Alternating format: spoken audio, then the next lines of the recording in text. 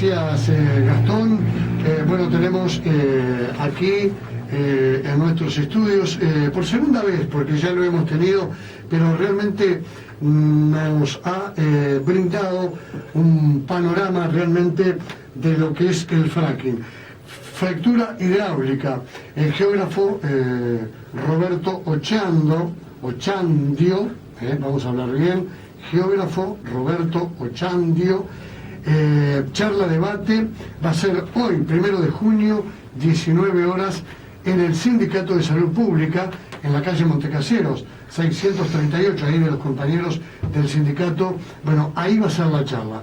Roberto Ochandio es Bachelor of Science en Geográfica, se ha desempeñado como ingeniero de campo de empresas de servicio de la industria petrolera, coautor del libro 20 mitos y realidades del fracking. Actuó como perito de oficio en una acción de amparo para detener las actividades de fracking en la provincia de Chubut, Argentina.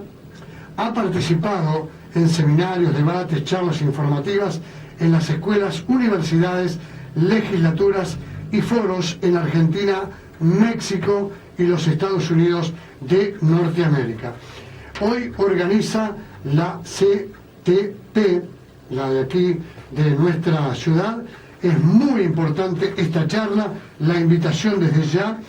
El currículum, bueno, ustedes saben que es muy extenso, toda la experiencia laboral de donde estuvo relacionado directamente con la industria del petróleo, el punzamiento, el perfilaje de pozos, las mediciones físicas, los ensayos de pozo en la producción YPF entre los años 1966 y 1977, los yacimientos de Comodoro Rivadavia y Mendoza.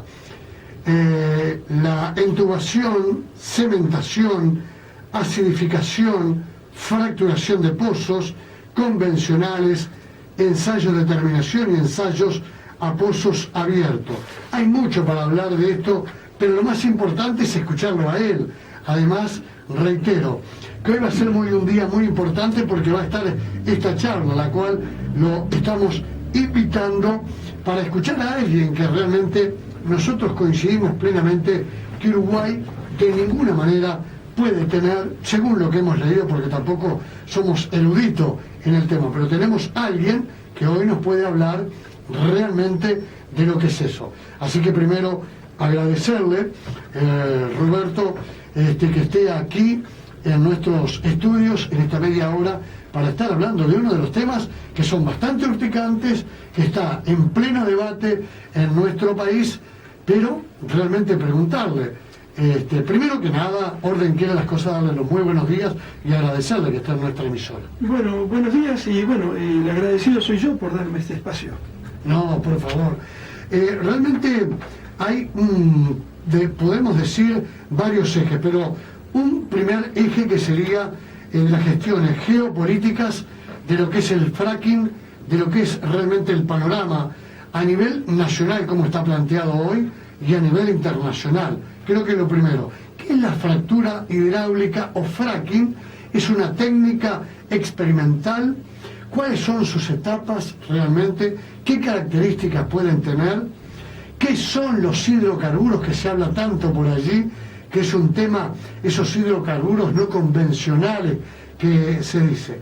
Entonces yo creo que de alguna manera podemos empezar por ahí, introducirnos, ¿le parece? Sí, perfecto. Mire, le cuento, los hidrocarburos convencionales son los hidrocarburos como los que tiene Argentina, Venezuela, Saudi Arabia, son un hidrocarburo, gas o petróleo, que está en una roca que es porosa y permeable. Cuando uno perfora esa roca, el petróleo puede fluir a través de la roca y surgir y se puede extraer. Esos hidrocarburos se están acabando a nivel mundial. Como consecuencia, ahora salió la posibilidad de extraer lo que se llama hidrocarburos no convencionales. En la roca madre, que es la roca donde se generó originalmente todo el petróleo, todavía queda mucho gas y petróleo en suspensión. Pero esa roca es impermeable. Significa que cuando uno perfora y atraviesa esa roca, el petróleo no fluye. ¿Por qué no? No puede pasar por los poros de la roca. Con Como consecuencia, lo que se hace es se la rompe la roca, se la fractura. Y para eso se usa el proceso de fractura hidráulica. Se le inyecta agua que lleva arena en suspensión con una presión lo suficientemente grande como para romper la roca, una presión inmensa que se hace, y la arena que lleva el agua traba la fractura para que no se vuelvan a cerrar y permita que fluya el gas o el petróleo. Una vez terminado la operación, la presión de los sedimentos superiores hace que todo el agua que se inyectó, o casi todo el agua, 70-80%, depende, vuelva a la superficie. Eso se acumula en piletones o en tanques diseñados a propósito, y el pozo después queda en producción. El problema es que este proceso es realmente bastante desagradable. Por un lado, cuando uno inyecta esa agua a presión, va cargada de productos químicos, es una cantidad muy grande de agua con muchos productos químicos que las compañías no declaran, no nos dicen qué es lo que están inyectando. Por cierto, no es que estén inyectando agua bendita, están inyectando productos muy peligrosos, cancerígenos, mutagénicos, de todo tipo de problemas. Cuando toda esa agua contaminada con esos productos químicos vuelve a la superficie, arrastra desde el fondo del pozo una serie de minerales o productos que deberían estar a 2.000, 3.000 metros de profundidad y ahora los tenemos en superficie. Entre ellos, materiales radioactivos como el radio 226 o compuestos volátiles orgánicos que cuando están en superficie producen asma, o metano que se libera en la superficie y contribuye al calentamiento global. ¿Y cuál ha sido, perdón, la interrupción que voy a ir preguntando para que de alguna manera la gente lo vaya entendiendo, ¿no? ¿Cuál ha sido a nivel global el rol de las empresas petroleras con respecto a esos yacimientos que usted hace mención y que no son convencionales? Bueno, las compañías petrolíferas, por supuesto, están muy interesadas en explotar. Imagínese usted, estos pozos tienen una productividad muy limitada. Producen mucho al comienzo, pero decae inmediatamente. A los 2-3 años la productividad es marginal en estos pozos. Esto implica que uno tenga que perforar una y otra vez. Para que se dé una idea, en mi pueblo, Comodoro Rivadavia, en la Patagonia Argentina, a lo largo de 65 años más o menos, se hicieron 2.000 pozos. Son yacimientos convencionales. En un yacimiento no convencional como el de Bakken, en Bakenfield, en North Dakota, en Estados Unidos, hacen falta 1.500 pozos por año, solamente por año, para poder mantener el nivel de producción. ¿Qué significa esto? Que hay compañías que hacen, compañías perforadoras, o los que administran todos estos yacimientos, o las compañías que hacen fracking, que literalmente se llenan de oro haciendo este tipo de operaciones, en una explotación que es limitada en el tiempo. Leemos en los diarios que Uruguay puede tener petróleo para 120 años, es lo que se publicó ayer, creo, o antes de ayer. Sin embargo, es lo mismo que se dijo en Estados Unidos. En Estados Unidos Obama dijo, tenemos petróleo para 100 años, otro dijo, no, 200 años, otro dijo, no, 400 años. Es decir, se estaban tratando de ver quién mentía más. Resulta que ahora, después de empezar las perforaciones y determinar cuál era el verdadero potencial de los yacimientos, en Estados Unidos se encontraron con que el petróleo es petróleo para 11 años y medio, nada más. Y eso puede ser lo que le pase al Uruguay. No hay manera efectiva, científica, correcta de determinar la productividad de uno de estos yacimientos. Cuando se tiran números, como los que dicen que va a producir aquel Uruguay, que nos va a dar para tantos años de consumo, es un número totalmente ficticio, sin ninguna base científica, porque no hay manera de cuantificar el volumen de reservas que ustedes pueden tener. Y usted hablaba de la Argentina, y el tema, ¿por qué la apuesta a la explotación de ese gas no convencional de alguna manera? Ahora en Argentina, las empresas y el gobierno están afirmando que Argentina cuenta con inmensos recursos que no son no convencionales. Argentina todavía no pudo probar, YPF específicamente, no pudo probar que tiene las reservas que pretende tener. Es más, en un llamado a inversores que hizo hace un par de meses atrás, dejó bien claro que las reservas que tiene Argentina son puramente especulativas. No hay nada comprobado, porque no se puede... Dice que eran las reservas más importantes del mundo, decían. Y estamos hablando de vaca muerta, que dicen que son las más grandes del mundo. Todavía YPF no produjo un solo informe donde diga explícitamente cuál es la productividad de sus pozos.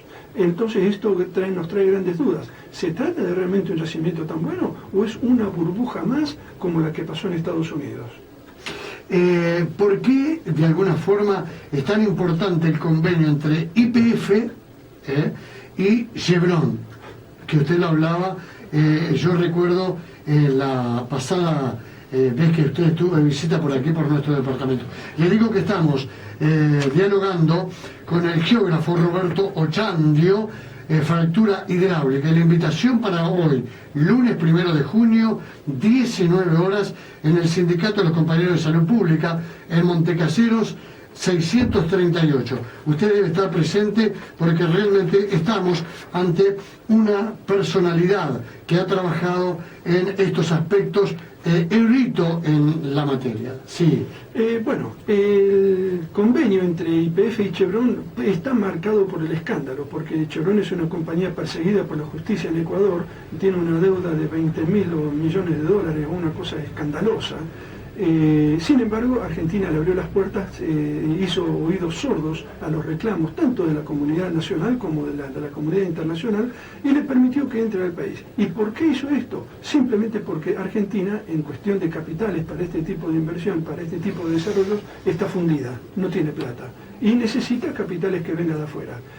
Chevron aceptó venir a la Argentina bajo condiciones secretas. Ni siquiera se le dijo al pueblo argentino en qué condiciones viene Chevron al país. Entonces eso despierta toda clase de sospechas. ¿Qué clase de soberanía, qué clase de riqueza le estamos entregando a una transnacional delincuente como lo es Chevron en este momento? La única explicación es Argentina no tiene un solo peso en el bolsillo y lo que haga en Vaca Muerta lo va a hacer entregando grandes porciones de su soberanía a cualquier compañía que quiera hacer experimentos en nuestro país. Roberto, usted habló realmente de los impactos que puede tener en la salud del ser humano. Estamos hablando de Uruguay, pero estamos hablando del mundo entero, donde realmente se quieren hacer este tipo de explotaciones. De alguna forma, ¿qué estimula a la fractura hidráulica que pone en riesgo realmente a la persona, al ser humano?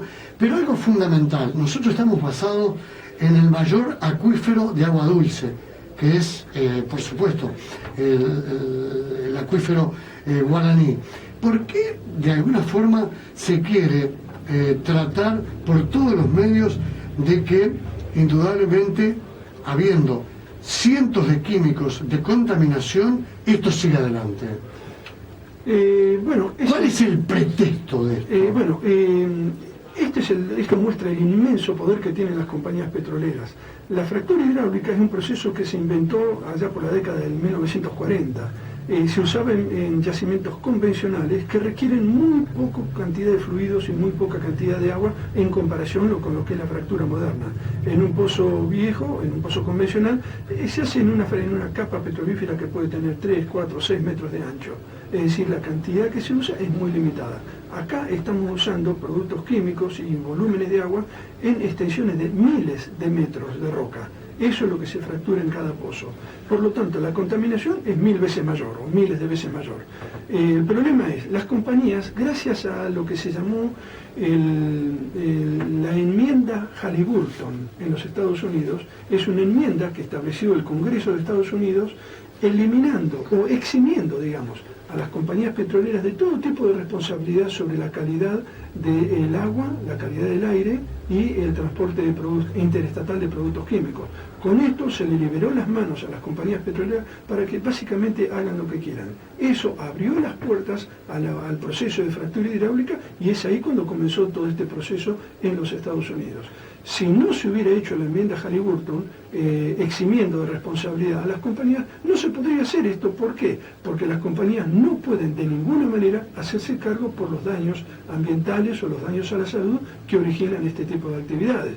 ¿Qué precio le pone usted a un acuífero guaraní contaminado? No hay plata en el mundo que pueda compensar eso.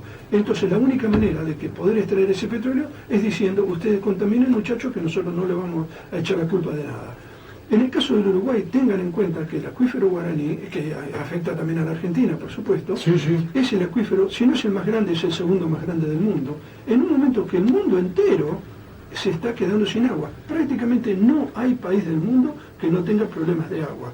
Y arriesgarnos a contaminar el acuífero sería una irresponsabilidad mayúscula. Por allí se dice que la Tercera Guerra Mundial va a ser por el agua. Sí, por supuesto, por supuesto. En este momento, tengan en cuenta que países como China, ellos no tienen agua. China tiene el 20% de la población mundial y el 6% del agua. Entonces, ¿qué hace China? Compra territorios en otros países para poder alimentar a su población. Entonces, África está en gran parte enajenada a capitales chinos. Y así como fueron a África, van a venir acá o a la Argentina, a otros lados. El tema es el siguiente, la compañía Petrel, que está a cargo de las exploraciones acá en el Uruguay, ya hizo unos pozos exploratorios, y por lo menos uno de estos pozos exploratorios se tuvo que abandonar por problemas geológicos catastróficos, algo así lo denomina la propia compañía Petrel en su página de internet. No lo estoy inventando esto. Ahora, ¿qué razones puede haber para abandonar un pozo? Un pozo no se abandona frecuentemente, eso es una cosa muy inusual. Sin embargo, ellos abandonaron el pozo y yo estimo que lo más probable es que haya sido porque tuvieron una pérdida de inyección. La inyección que se usa para remover los pedacitos de roca cortados del fondo del pozo, en vez de volver a la superficie, se queda en el fondo del pozo. Y eso ocurrió a 860 metros, que es la profundidad del acuífero guaraní. ¿Qué es lo que va a pasar realmente con esos pozos cuando allí no se halla absolutamente nada para aquel que indudablemente está en ese campo, en ese terreno? Bueno, para el superficial... Inservible para toda la vida, y contaminado. Bueno, imagínense, estos pozos, en general lo que se hace es hacer un campo grande, se toma una plataforma, más o menos una hectárea. Puede ser un poco más, un poco menos, pero anda alrededor de 1 hectárea. Ahí se hace una plataforma desde donde se practican, en general, hasta 16 pozos, dentro de la misma plataforma.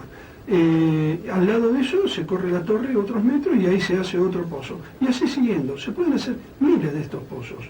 Entonces, la zona petrolera donde se vaya a hacer va a quedar con porciones de hectáreas enteras, más los caminos, más las cañerías, completamente inutilizados. Ahí no se puede volver a plantar. No solo eso, sino el potencial de contaminación de los acuíferos, la contaminación de superficie. De la paz, continuamente. Tenga en cuenta que en general el trabajador petrolero es un trabajador que está explotado. No trabaja 8 horas y se va a dormir a la casa. En general el trabajador petrolero trabaja muchas horas, 2, 3 días sin parar, puede trabajar. Y esos choferes, esa gente que está en esas condiciones, va a tener accidentes y ocasionando derrames en superficie. Es decir, cuando viene gente como creo que fue el presidente de ANCAP y nos dice que acá vamos a hacerlo mejor que lo que se hace en Estados Unidos, está reconociendo, por un lado, que el fracking en Estados Unidos contaminó, ¿no es cierto? Y por otro lado nos está diciendo que acá vamos a mejorar eso y no lo vamos a contaminar. Lo que no nos dice este señor es qué es lo que va a hacer para que no contaminemos de la misma manera que los mismos americanos contaminan en su propio país. De alguna manera también esta fractura hidráulica produce algún tipo de movimientos en la tierra, por lo que yo estaba escuchando y lo que usted estaba diciendo. En realidad no es el proceso mismo de fractura, sino el agua que vuelve contaminada a superficie hay que esconderla de alguna manera, porque es un volumen demasiado grande. Uno de los métodos es inyectar todo ese volumen en pozos sumideros. Un pozo sumidero es un pozo donde prácticamente se esconde la basura bajo la alfombra. Y cuando uno inyecta eso en los pozos sumideros es cuando se producen los terremotos. Ese tema lo cubrimos en el libro nuestro, los 20 mitos y realidades del fracking. Acá le entrego a usted una copia como referencia. Explicamos todo ese proceso para que la gente pueda entender los riesgos a los que nos estamos asumiendo. Y hay una cosa muy importante. El proceso de fractura hidráulica o la explotación de hidrocarburos no convencionales a nivel mundial implica una transferencia masiva de capital desde las clases populares hacia los bolsillos de las compañías petroleras. Ellos son los únicos que benefician y se benefician solamente porque no asumen ninguna de las responsabilidades por los daños ocasionados en esta explotación. Aquí en la página 87 de este libro, 20 mitos y realidades, fracking, está todo un equipo de trabajo, le digo, ¿no? Está Pablo Pertinaz, Eduardo Delía, el Observatorio Petrolero Sur, el señor Roberto Ochandio, que tenemos aquí con nosotros, Maristela Vampa y Enrique Viale. Realmente, y en una dice, la estimulación o la fractura hidráulica, ¿pone en riesgo las fuentes de agua? Definitivamente. Esto no es un invento de ambientalistas enloquecidos, sino que esto está documentado hasta el cansancio en la experiencia de los Estados Unidos. ¿Y quién se hace responsable de eso? Nadie, por supuesto. No, eso es, cada cual asume su propia parte del riesgo. Y lo mismo va a pasar acá. Cuando ellos contaminen el acuífero o los acuíferos, va a ser cuestión de que nosotros tengamos que aprender a vivir con agua intoxicada, con productos tóxicos, con aire que nos enferma. En Estados Unidos tienen un problema de asma, por ejemplo, debido a las pérdidas de gas o a los venteos de gas que se hacen en este tipo de pozos. Los dramas de asma que tienen hacen que en los hospitales de niños de la zona de Fort Worth, donde yo estuve viviendo por muchos años, los casos de asma en los chicos sea el peor problema que tienen en los hospitales.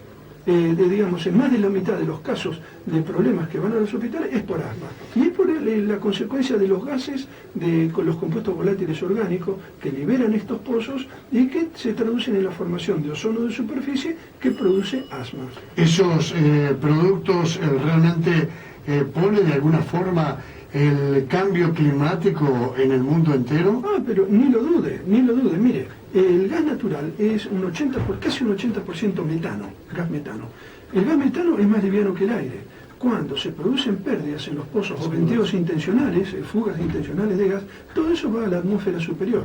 El metano es 72 veces más poderoso que el dióxido de carbono como agente de calentamiento global. Es decir, que con estas explotaciones lo único que hacemos es exacerbar un problema que ya hoy tendríamos que estar dando vuelta, tendríamos que estar corrigiendo. Lo único que hacemos es empeorarlo. Si los veranos en el Uruguay son cada vez más calientes, con esto van a ser aún más calientes. ¿Cómo ha trabajado realmente usted que en las provincias ha avanzado explorando esto y además es un técnico en la materia y nos puede hablar con total propiedad? Yo trabajé muchos años en el petróleo, 19 años acá en Argentina, viví después casi 27 años en Estados Unidos, no trabajando en el petróleo, muy poquitito trabajo en el petróleo. Cuando volvimos a la Argentina, nos dimos cuenta que la experiencia nuestra de alguna manera se podía usar para interpretar la información que se provee sobre el fracking, traducir material, hacer informes y ir contando en escuelas, legislaturas, en las universidades, a toda la gente que pueda estar de alguna manera afectada, contarle qué es lo que se nos viene encima. No es realmente una bendición para nadie el fracking, es ganancia por muy poco tiempo para muy pocas personas, pero después nos quedamos con un gran problema en nuestras manos. El presidente, ahora vicepresidente de la República, ha hablado mucho, Raúl Sendic, sobre el tema de la actual matriz energética y su relación en un crecimiento exponencial, dice él. Ahora, el actual modelo de crecimiento, ¿puede ser un sistema de sustentabilidad? Yo creo que Uruguay está en una situación fantástica, en el sentido de que tiene un gran porcentaje de energía eléctrica generada por energía limpia, renovable, ¿no es cierto? Creo que es uno de los mejores en este sentido en el mundo entero, son un modelo para el mundo entero. Y eso es lo que uno hace cuestionar, lo cuestiona uno, es ¿por qué motivo Uruguay se quiere meter en este baile de los hidrocarburos no convencionales cuando está tan cerca de conseguir una independencia de la energía sucia? ¿No es cierto? Yo le deseo al Uruguay que encuentre hidrocarburos convencionales, el hidrocarburo que nosotros todos conocemos. ¿Por qué? Porque el hidrocarburo convencional, nos guste o no nos guste, contamine o no contamine, es parte de nuestra sociedad. Y para poder liberarnos de él va a requerir un proceso largo de educación de la gente, de cambiar las matrices energéticas, Por eso es fundamental cambiar la matriz energética. Hay que cambiar la matriz energética. Y yo creo que ustedes están ya un paso más adelante que muchos otros países del mundo, que no es el caso de Argentina. Nosotros dependemos mayormente del gas natural, y no lo tenemos, por lo tanto nos pone en una situación que necesitamos de alguna manera obtenerlo. Esa es una de las razones por las cuales se va a vaca muerta. Roberto, y de alguna manera, ¿cuáles serían las claves para pensar algunas alternativas? ¿Cómo podemos pensar en una transición hacia un nuevo paradigma? Yo creo que, primero que nada, hay que educar a la gente en la necesidad de un cambio en el modelo de desarrollo. No se puede seguir pensando en seguir creciendo económicamente sin límites como hasta ahora, lo cual requiere un crecimiento sin límites de energía. si la energía en el mundo se está acabando, tenemos que pensar en vez de agrandarnos, de achicarnos un poco, cambiar nuestra matriz de consumo, en vez de poner más autos en la calle, poner menos autos en la calle, hacer más automóviles públicos, transportes públicos, pensar en comprar localmente nuestros alimentos en vez de importarlos, traerlos de otro lado, desarrollar toda la industria local que se pueda, porque en poco tiempo el mundo va a quedarse sin energía. No es un invento esto. Conclusiones finales. Este libro que me ha regalado y que le agradezco mucho y que me va a hacer cabecera para varias entrevistas que podamos tener aquí, son los cuestionamientos científicos, la resistencia y los graves conflictos que está suscitando la imposición del fracking en diversas regiones del planeta. Mucho más aún, el horizonte de la civilización que implica la consolidación de una determinada matriz energética que terminamos de hablar. Así que sus conclusiones finales, y le agradezco mucho la invitación, por supuesto, para hoy, ¿no? Muchas gracias por su tiempo y espero que puedan participar los pobladores de acá de Paysandú. Estamos dispuestos a responder todo tipo de dudas que tengan y nos encantaría tener un tipo de debate, cosa de que todos los problemas puedan salir a la luz. Vamos a estar allí presentes. Muy bien, muchas gracias por su tiempo. No, por favor, agradecido a nosotros y siempre va a tener las puertas abiertas aquí cuando se trata de prevenir a la población y conocer realmente la verdad con gente que está en el tema. Así que yo le agradezco mucho que usted se haya tomado este tiempo de venir a nuestra emisora. Gracias, muy amable. Fractura hidráulica, geógrafo Roberto Ochandio, charla debate hoy, lunes 1 de junio, 19 horas, Sindicato de Salud Pública en la calle Montecaseros, y allí, frente a la Plaza de Deportes, está el Sindicato de los Compañeros de la Salud. Roberto Ochandio es Bachelor of Science en Geografía, se ha desempeñado como ingeniero de campo en empresas de servicio de la industria petrolera, coautor del libro que lo tenemos acá y que nos ha regalado y que mucho le agradecemos, 20 mitos y realidades del fracking. Señores, una muy buena nota para cerrar el comienzo de este 1 de mayo por Radio Felicidad, y le agradecemos también al señor Bófano que nos ha traído aquí a este hombre experto realmente en algo que está debatiendo Uruguay y que realmente vale la palabra, entre comillas, se debate entre la vida y la muerte. Muy amable, mañana a las 7 de la mañana nos volvemos a encontrar por CX 142 Radio Felicidad. Chao.